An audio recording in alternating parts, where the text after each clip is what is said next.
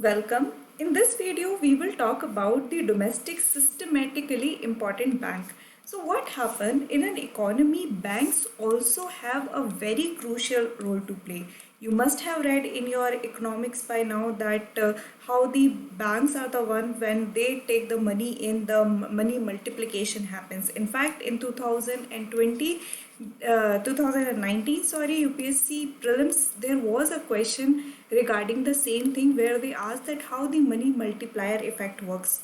So bank have a very crucial and important role to play in an economy, and from that regard there are certain banks which by the sheer number of customer base they have or the sheer number of amount they are circulating in the economy becomes more important than the other banks. So such banks are what is generally known as the systematically important bank. So we will discuss about what is the literal meaning of this, which banks in India are considered like that, and what is the international standards related to it. So let's start.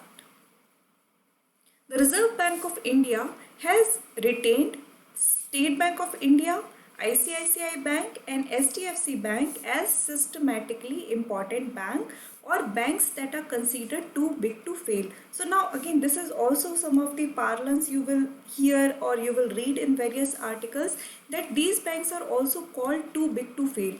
Like if they fail, it will have major repercussion overall the macroeconomic stability of a country. So that is why they are too big to fail. The the central bank, which is the RBI, cannot let this happen. So which are three banks which has been considered as domestic systematically important banks? So you have your SBI, and then in the private sector you have ICICI and the SDFC. So these three banks, by the sheer number of customer and the money they deal with, are too big to fail for the economy.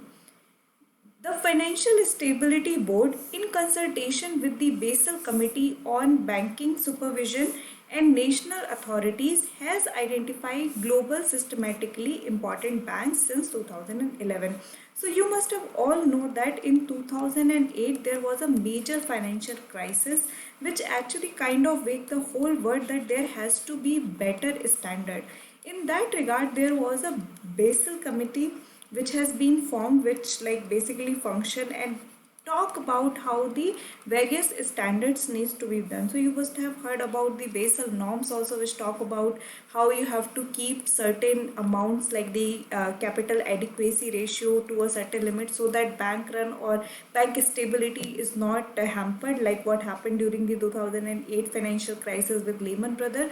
So all these things consider, the Basel Committee on Banking Supervision basically decide the standards, what should be the standard framework, the amount of money the bank should keep, and all the other things, including the factor that which banks should be considered too important that they should not be allowed to fail.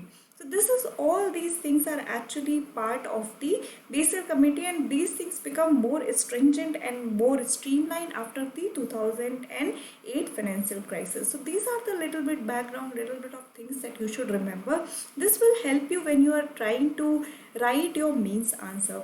Now in your prelims examination, UPSC would not be asking you directly, but they have asked about what is capital adequacy ratio or what we call as CAR. What does it mean? What does it affects? What is Basel norms? All these things have been asked in the prelims. So keep in touch. So what is your homework? Learn about what is Basel norms. Basel norms 3, what exactly is the meaning of that?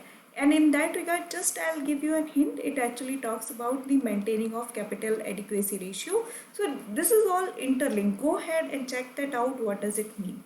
So this is it from this slide. Let's move forward and try to understand what is the meaning of systematically important banks. So some bank, due to their size, jurisdictional activities, complexity, lack of substitutability and interconnectedness become systematically important. So as I just mentioned, so they are too big to fail. These are circulating a lot of money in the economy. They have been having the complex structure. They are interconnected. They cannot be substituted by any other financial institution. So all these things make these banks very important. SIBs, or that is going to be the short form for the systematically important banks, are perceived as banks that are too big to fail. This perception of too big to fail creates an expectation of government support for these banks at the time of distress. So like just in case there is a distress time, because these banks are too big to fail, the government support is expected. Like if there is any time they are facing through distress, their balance sheet is not looking very good, it is expected that the government will pitch in. So this is something, again, what is the real implication of being declared as a SIB means. SIBs are subjected to additional policy measures to deal with the systematic risk and moral hazard issued posed by them. So basically, because they are too big to fail, again there are some more stringent policy measures which are imposed on them. So systematic risk can be defined as the risk associated with the collapse or the failure of a company, industry, financial institution on the entire economy. So basically, in order to hedge the systematic risk, there are features. Then moral hazard is the situation in which one party gets involved in a risky event knowing that it is protected against the risk and the other party will incur the loss. Now this is something you can understand now because these banks are systematically important, so it is perceived that government will pitch in, but it still does not mean that they can indulge in activities which ask for the moral hazard, which means just because the government will bail you out because you are too big to fail, that does not mean that you will be giving loans to the subprime creditors, for an example. So that is something, again, the policies measures are more stringent so that such kind of situation does not come arise.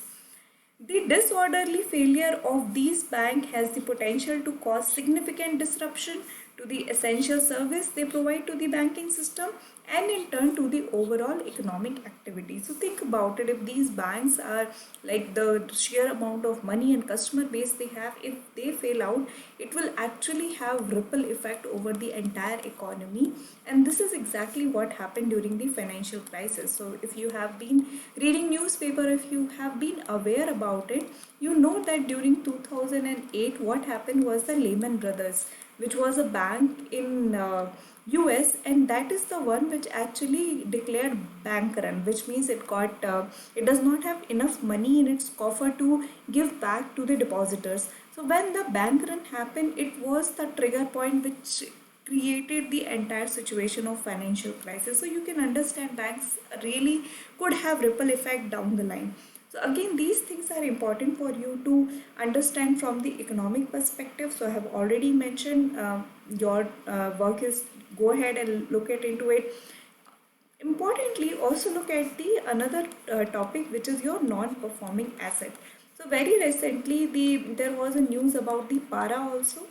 So again, these are very fringe topics that would really fetch you good marks if you are really talking about them. And these has been used. So as a UPSC aspirant, it makes sense that you also keep a note on it. So I hope you have liked this video. If you have any doubt, feel free to drop a comment. Thank you.